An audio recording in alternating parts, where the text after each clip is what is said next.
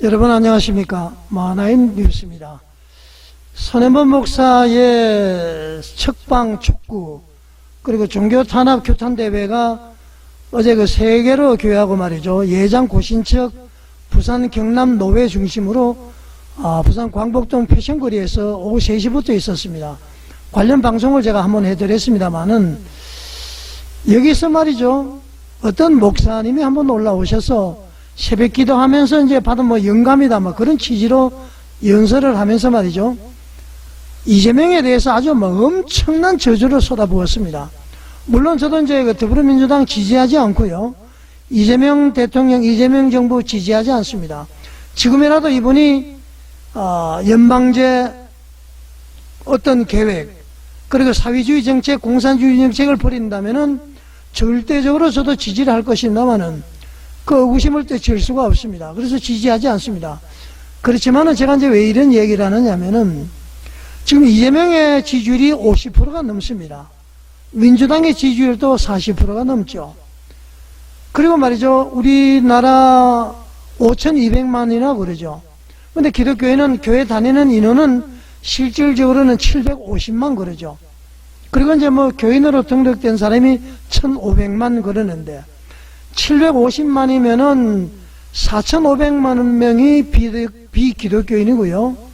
1,500만 명이 기독교인이라면은 3,700만 명이 비기독교인입니다. 지금 이 목사의 이 말은, 이재명에 대한 저주는 완전히 그 3,700만 내지는 4,700만 명을 우리 기독교, 반기독교인으로 돌려놓는 행위입니다. 물론 아까 얘기했습니다만 이재명을 지지는 하지 않습니다만 뭐라고 얘기했느냐면은 이분이 이제 저주를 하는데 앞으로 이재명이가 통제할 수 없는 사건 사고가 우리나라에 일어날 것이다. 자, 사건 사고 나면은 이재명만 피해를 보면 되는데 이 사건 사고 나면은 우리 국민 전체가 피해를 보잖아요. 이런 목사가 있습니까? 참 나는 이해가 되지 않습니다. 그리고 말이죠, 민주당과 이재명에게 모든 지혜를 하나님이 뺏어갈 것이다. 그리고 멍청해질 것이다. 그런 이야기를 했습니다. 자, 부정선거는 어떻게 되든 지금 이 나라의 대통령은 이재명이죠. 이재명이 멍청해지면 어떻습니까? 우리나라 거덜나는 거 아닙니까? 그리고 말이죠, 민주당하고 이재명에게 지혜를 뺏어가 버리면은 하는 일마다 안 되게 되면은 5년 동안 이 고통 속에 있는 사람들은 바로 우리 국민들입니다. 차라리 이재명 하야하라. 그리고 끌어내리자. 이래서는 안 된다. 해서 애국운동 외치는 건 몰라도 말이죠, 이렇게 저주를 하는 거는 아니지 않습니까? 여러분, 제 생각이 잘못됐습니까? 그렇게 해서라도 이재명이 죽어야 됩니까? 저는 그렇게 생각하지 않습니다. 합법 범위 내에서 광화문 애국운동 세력이 용산 쳐들어갈 수가 있어요. 그 다음에 국회를 쳐들어갈 수 있습니다. 왜 그렇게 하느냐? 바로 합법적으로 운동을 하는 것입니다. 이렇게 저주하는 것은 하나님께서는 그렇게 저주하는 것이 아니에요. 사내 드립을 이야기를 하는데요, 구약시대는 그런 것이 통했는데 신약시대는 언어의 시대입니다. 한국교회 목사들 거의 다 엉터리입니다. 여러분, 이래서 되겠습니까? 그러나 이재명을 두둔하는 것은 아닙니다.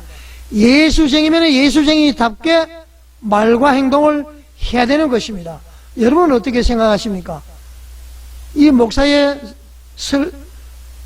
연설 한번 직접 들어보십시오. 하나님은 결코 그 영광을 빼앗기지 아니하시는 분이십니다. 그리고 교회는 주의 몸이기 때문에 영광스러운 공동체입니다. 제가 새벽 기도를 한 가운데 하고 나서 묵상하는 가운데 아수르 사내립이 18만 5천 명 군사를 일으키고 예루살렘을 포위했지만 히스기야 왕이 기도할 때에 하나님께서 그 밤에 한 천사를 보내셔서 18만 5천 명 아수르 군사를 전멸시키셨습니다. 왜 그렇게 하셨겠습니까? 그 아수르 사내립이 하나님의 이름을 모욕했기 때문에 그렇습니다. 하나님의 백성을 조롱했기 때문에 하나님이 반드시 심판하신 것입니다. 이 정권이 또한 그렇게 될 줄로 믿습니다. 왜냐하면 주의 몸인 교회를 모욕하고 손혜원 목사님을 구속한 이 사건은 하나님을 대적한 사건이기 때문에 그렇습니다. 교회는 영광스럽습니다. 그 영광스러운 주의 몸인 교회를 압수수색하고 주의 종을 도주할 우려가 있다는 그런 이유로 구속한 것은 하나님을 모욕한 행위가 아니겠습니까? 하나님께서는 이런 악한 정권과 이재명 대통령을 반드시 심판하실 것입니다. 이제부터 되어질 일을 말씀드리겠습니다. 하나님께서 이재명 대통령을 심판하실 때에 먼저 하나님의 은혜를 거두실 것입니다. 그럴 때에 이재명 대통령의 통제할 수 없는 사건과 사고가 이 나라 가운데 일어나게 될 것이고, 하나님이 은혜를 거두심으로 이제 사방에서 그의 대적들이 일어설 것입니다. 그리고 무엇보다 당신이 이재명 대통령이 숨기고 감추어왔던 죄가 낱낱이 드러나게 될 것이고, 하나님이 심판하심으로 이재명 대통령의 마음속에 평강이 사라지고 두려움 가운데 영육이 메말라 갈 것입니다. 왜냐하면 평강하다 하지만 악인에게는 평강이 없기 때문에 그렇습니다. 두 번째, 하나님이 이재명 대통령과 민주당의 지혜를 거두어 가실 것입니다. 악한 깨마저 사라지게 될 것이고, 하나님이 너무 간사람에게 지혜를 거두어 가실 때에 그가 짐승처럼 들판에서 지낸 것처럼 이제 그들이 또 이재명 대통령이 멍청하게 될 것이며 하는 일마다 안 되는 일만 골라서 하게 될 것입니다. 그리고 무엇보다 하나님께서 이재명 대통령의 마음을 강팍하게 하셔서 그가 회개하고 돌이킬 수 있는 기회조차도 사라지게 될 것입니다. 융통성이 사라지고 국민들의 음성을 들을 줄 모르고 독선과 아집 가운데 고립되어 망해갈 것입니다.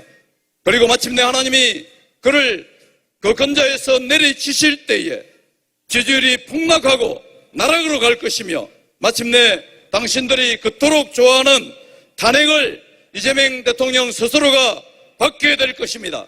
그리고 수치와 파멸을 당하게 될 것입니다. 교회는 위대합니다. 오늘 우리가 함께 기도할 때에 하나님께서 반드시 일하실 것이며 하나님의 살아계심을 나타내시고 하나님이 심판하실 줄로 믿습니다. 기도를 멈추지 말고 하나님 앞에 끝까지 부르짖어 하나님의 승리와 영광을 바라보는 믿음의 승리자가 되시기를 축복합니다. 감사합니다.